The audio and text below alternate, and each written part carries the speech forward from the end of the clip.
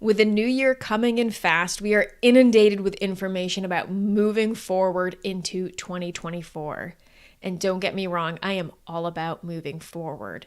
However, often in order to move forward in the smoothest, most easeful, most aligned way, it is crucial to first take a step back.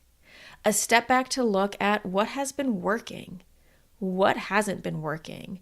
A step back to get brutally and lovingly honest with yourself so that you can take the best step forward for you. Welcome to the Unweaving Chronic Pain podcast. I am your host, Dr. Andrea Moore, founder of the Whole Self Integration Method, and I am here to help those who are currently struggling with chronic pain, whose lives have been impacted by pain, who have been shrunk by pain, to expand your life back out again so that you can live it of one of passion, meaning, fulfillment, joy, connection, love, and in whatever way feels amazing for you, because this is your life. You get to decide how you live it, and I'm here to help you do that. If you found this podcast to be helpful, please take a moment to go ahead and review it on Apple Podcasts. This helps others be able to find this podcast so they also can get the same benefit. And if you have an episode that is a favorite and you think it would help a friend, please take that minute to send it on over as a little gift for this year. Now, this episode's going to be a little different than how we normally structure things. Normally, it's just me talking at you, right? Hopefully, there are some moments that you get to stop and reflect and pause. However, for today's podcast, I'm going to really build that in. So if you normally listen while you are driving, while you are washing dishes, while you are out on a walk, which is how I always love to listen to my podcast personally, so this is why I'm giving the heads up, I'm really going to invite you to find a place where you can actually sit down, get a pen and paper. I really suggest pen and paper because pen to paper is so valuable. And to take this time for yourself. I'm purposely making this episode short, and it is going to have built-in time to reflect. Because let's be real, how many podcasts do you listen to, or might you have already listened to, about reflecting on your year, or, answering these questions for yourself, and you're like, I'm going to do that later, and then you never do. At least that's me, right? And I know that's so many of my listeners. Life then starts going. We never take that moment to come back to it. So this one is specifically designed as if this was a coaching session. Imagine I am right in front of you, and while I won't pause too long, I will invite you to pause it in between questions, just so you aren't having to wait too long if you are able to answer a question quickly. I really want you to sit down and do it now. All right, so these questions are going to be all about reflecting on this past year. And like I just said, I want to get right into it. I'm going to just give a quick reason for why we're doing this and why this is going to be one of the most valuable exercises you could do to set yourself up for a 2024 that feels like it is more aligned than any year you've ever lived. Without pausing to reflect, what so often happens is we plow forward with these big visions, because I know if you're listening to this, you have visions for yourself. You have goals you set for yourself. I have no doubt about that. But how often do you really pause to reflect on what's actually happening and how are you actually moving towards those? I think sometimes the New Year's can be a bit of a painful time to realize, if we take the moment to reflect, of, wow, I'm setting the exact same goal that I set last year. Like, I'm in the same place, or possibly in a worse off place than I was last year when I set this goal. And that happens when we don't take this time to reflect.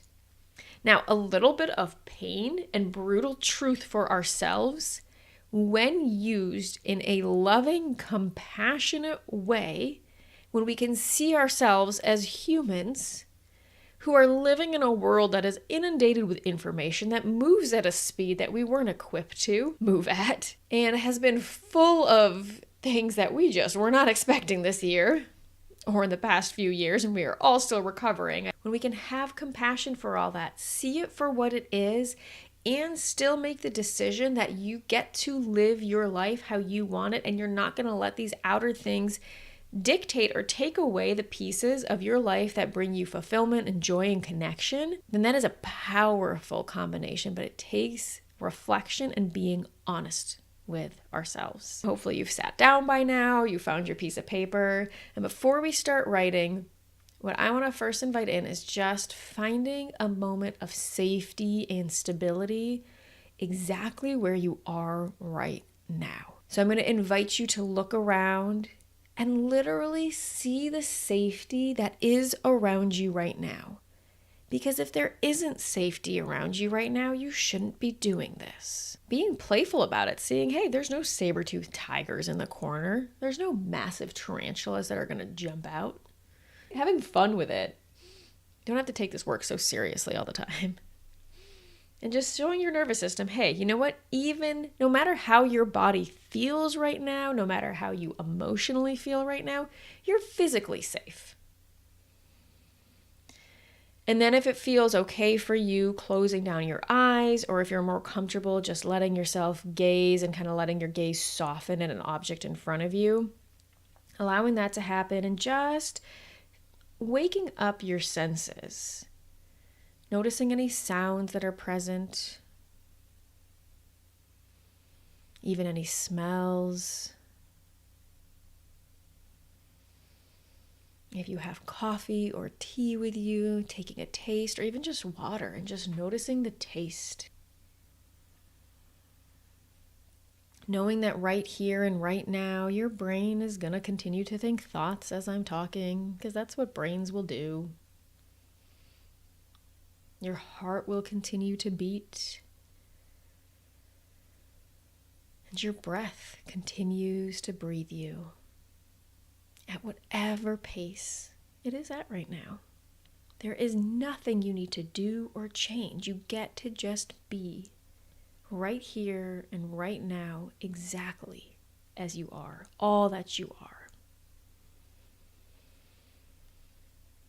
Really feeling into the support either from your chair, if you're sitting on a chair, from the ground, from your bed, from whatever surface you are on, feeling the support of it. If it's a soft surface, or if this feels like you need to do this, I'm going to invite you to find a surface that feels really stable. And that might mean just putting your hands on your desk or the wall or your headboard. If you're sitting in bed, you don't have to move. Or just putting your feet on the floor to really just feel into the stability of a surface. Even leaning against it, just allowing it to fully support you. Where right now, before you start writing, before you have to get into that position, can you just be held? Where can you let your bones just be heavy?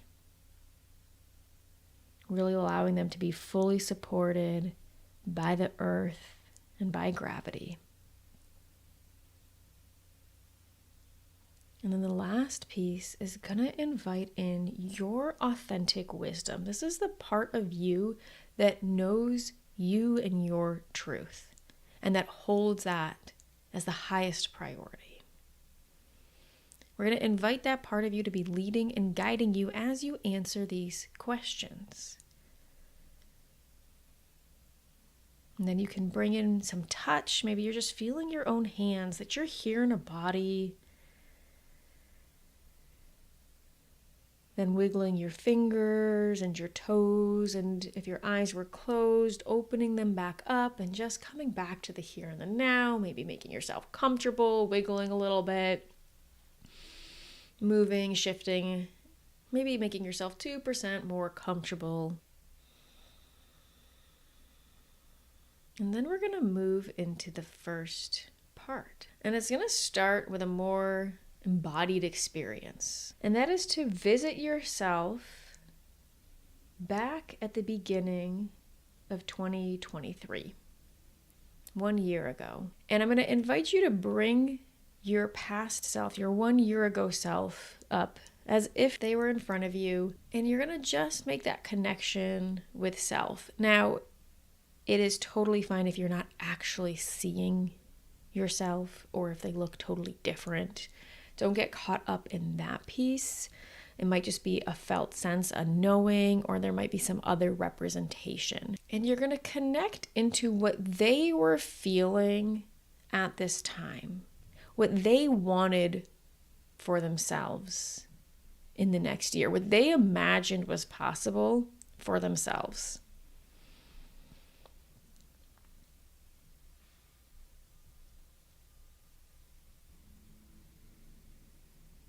Maybe they're speaking it to you. Maybe it's just a knowing. Maybe it's a feeling. But it's really tapping into, like, where were you a year ago? What were your goals? What were your aspirations? And once you have that, you can write those down if that feels right. But you're going to now check in and ask yourself, did I follow through with those? Did I do what I promised to myself? And allow your past self to answer that. Now, the answer you get, it could be obviously a variety of things. This, for some, can be a painful question. For others, this could be a time to realize that you're actually not giving yourself credit for how far you have come in a year. It might even be a combination of both of those things. Maybe it's a realizing of, wow, I really didn't. But when I see the big picture, there's good reason for that. And there's so much compassion and recognition of needing to change courses. And that's totally fine. Maybe there's a realization that you tend to make big promises to yourself and not follow through. This is really, really common. Maybe there's a realization that you are really hard on yourself. And maybe you realize that you set these massive, unrealistic expectations for how much you can accomplish in a year, and that doesn't feel supportive. Or maybe it does, right? There is no right thing you should be getting out of this other than what is true for you. So while your past self is here, we're going to ask them 2 more questions. What do they wish that you would have done differently?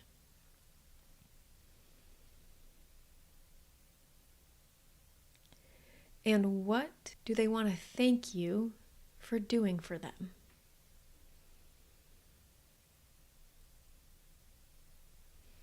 And just a reminder, you can pause at any time if you need more time to get those answered. And you can also pause to ask any other questions you'd like. But we're going to thank your past self for showing up, for being willing to speak to you. And if you felt like you couldn't make contact with them, just revisit this at another time, or sometimes they'll show up in a different way. That in itself is okay. Celebrate the fact that you are here, just being willing to make the connection, that nothing has gone wrong. All right, now that we have gotten that information from your past self, we're going to bring it into more active writing.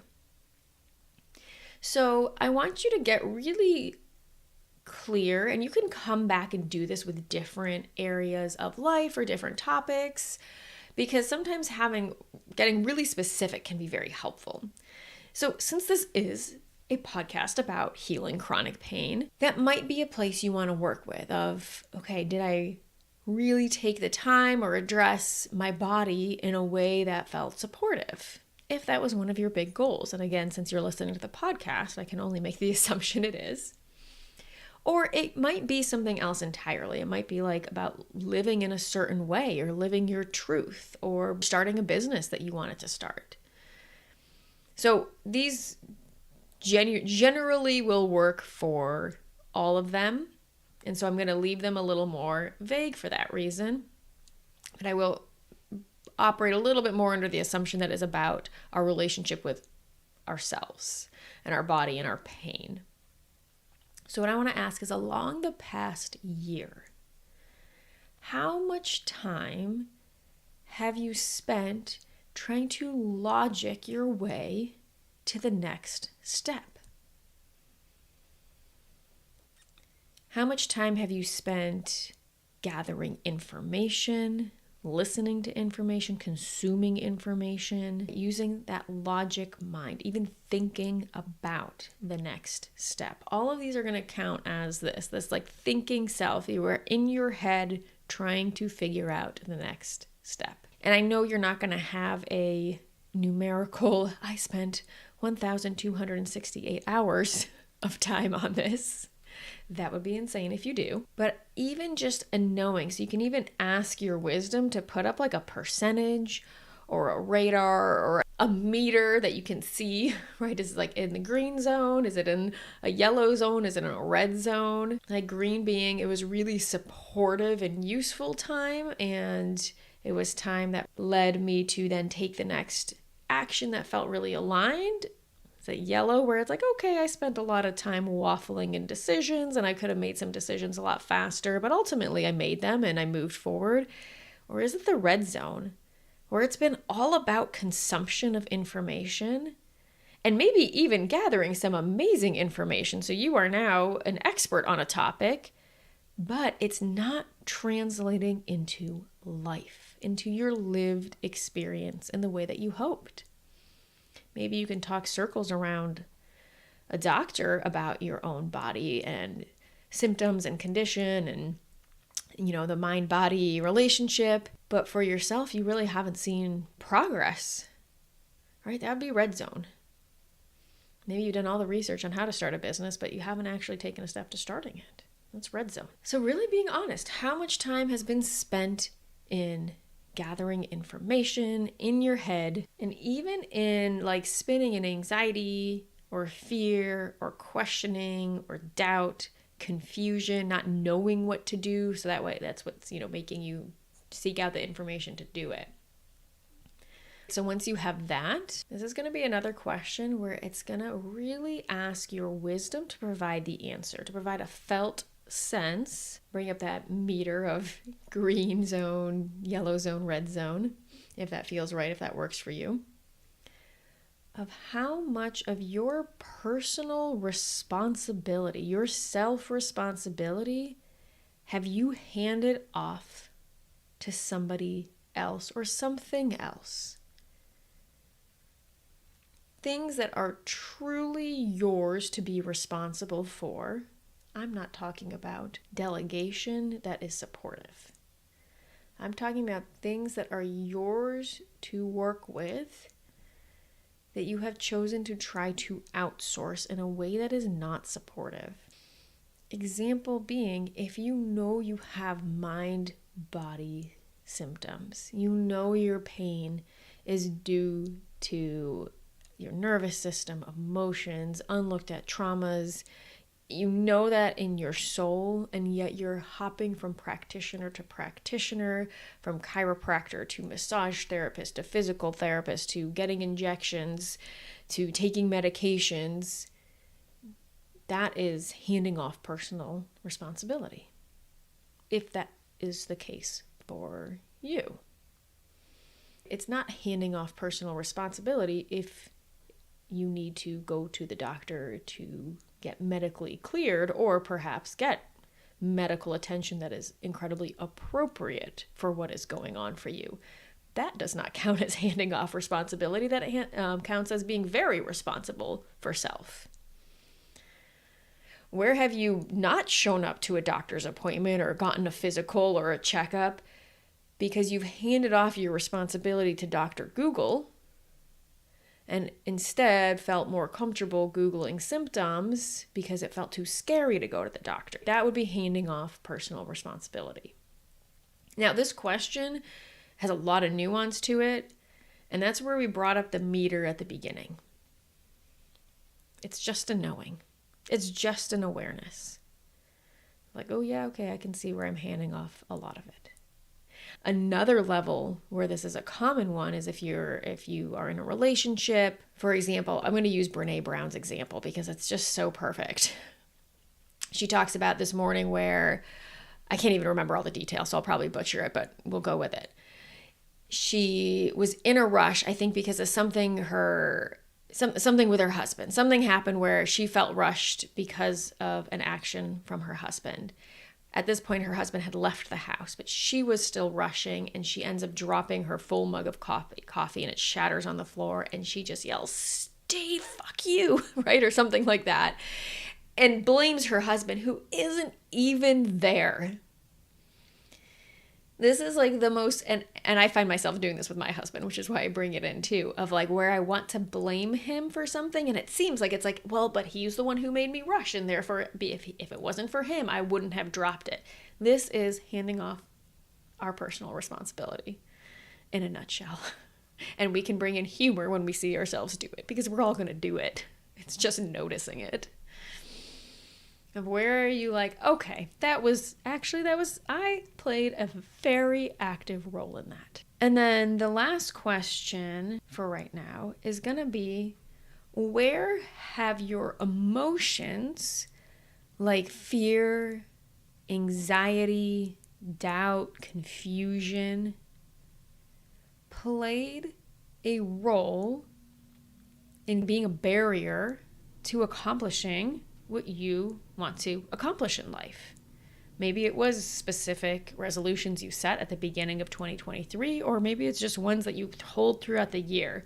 Where are those things a barrier? And I would bring in emotions like shame or self-doubt, or even feelings of worthlessness or guilt, right? Where are emotions the thing that stops you? And just being brutally honest with yourself.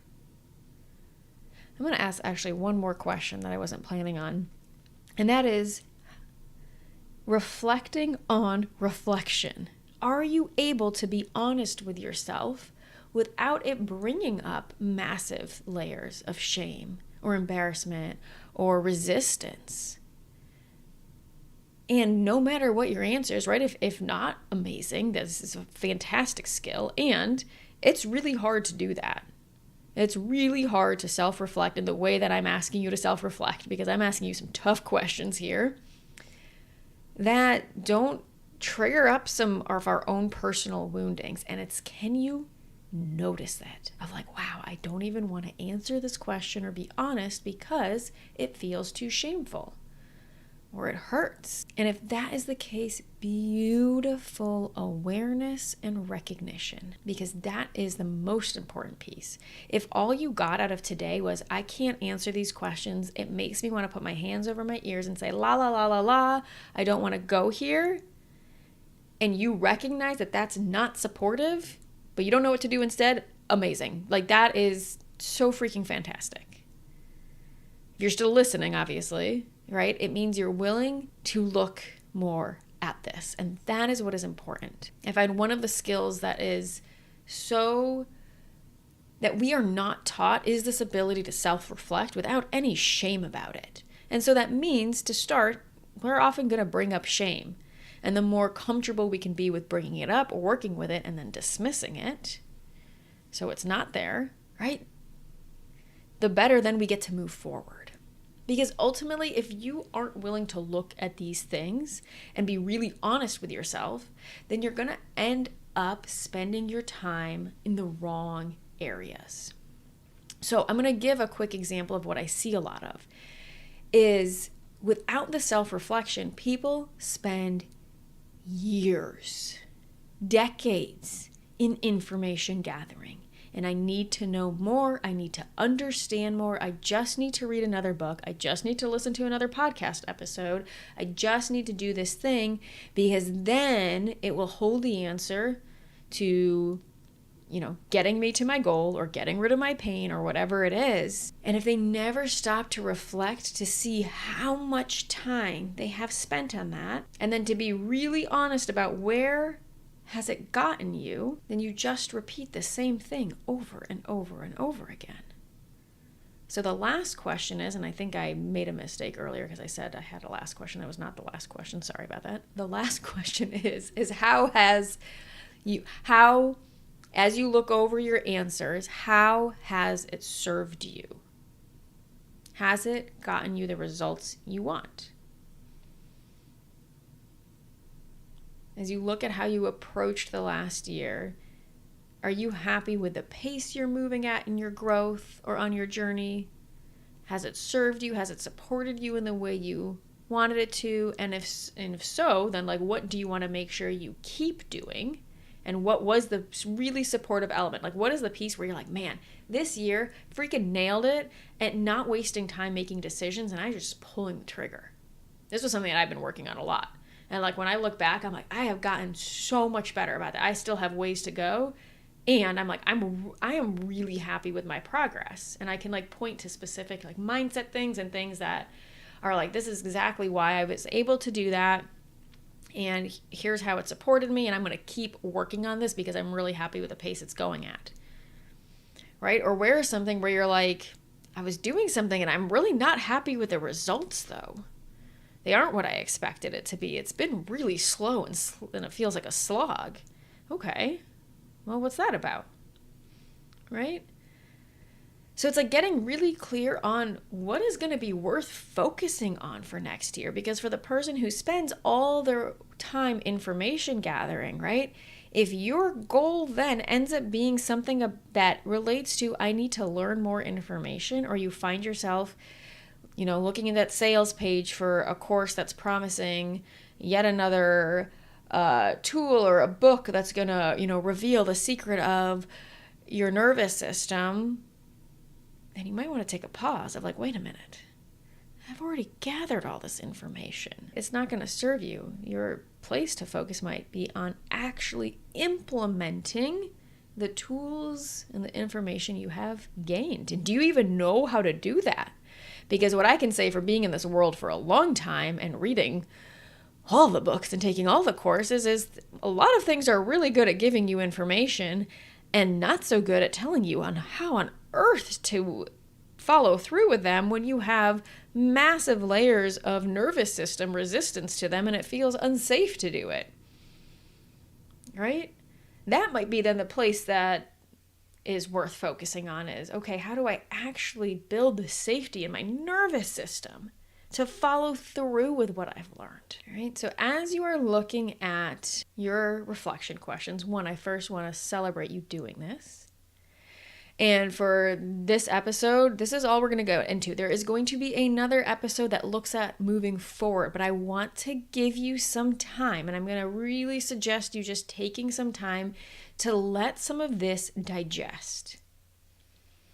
To carry these questions into the next week, to even observe yourself and your actions from maybe a different place as you have had some new things in your awareness, to allow some time to just integrate in the answers. You don't even have to actively doing something. It's just setting the intention of like, I'm willing to keep this reflection going, wisdom. So I'm going to invite you to just keep it going in the background and alert me when I need to see something or be aware of something. Whether it is like, oh, wow, here's this thing I'm doing that's super beneficial. Like, let me do more of it. Or, I see this pattern I am in now. Right now, maybe tomorrow you're in the middle of a doom scroll and all of a sudden this clicks in of like, I'm abdicating my responsibility. I actually just need to make that doctor's appointment to check out this mole versus endlessly searching pictures on Google about them and wondering if this is skin cancer or not, right? Or I already know the answer and I can let it go. And it's more about addressing the fear and anxiety about it with pain, for instance, of I already know it's mind body.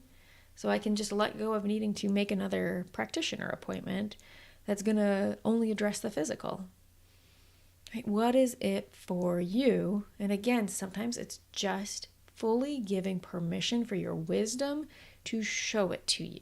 All right. I hope this was amazingly helpful. I find this type of reflection to sometimes be a little brutal. And so bringing yourself lots of love, lots of compassion, because the fact that you are here still listening shows me that you are someone who is dedicated to growth, who is dedicated to living a life that isn't just dictated by your external circumstances, by even your internal circumstances, And you're willing to play an active role in creating the life you want, no matter how your body is feeling right now. And the cool thing is, of what I've seen over and over, is that when people can step up and take that active role in their life while caring for their body, while treating it with respect and finding harmony with it, it no longer needs to scream so loud. Pain dissipates. Joy enhances. Connection enhances. And fulfillment enhances.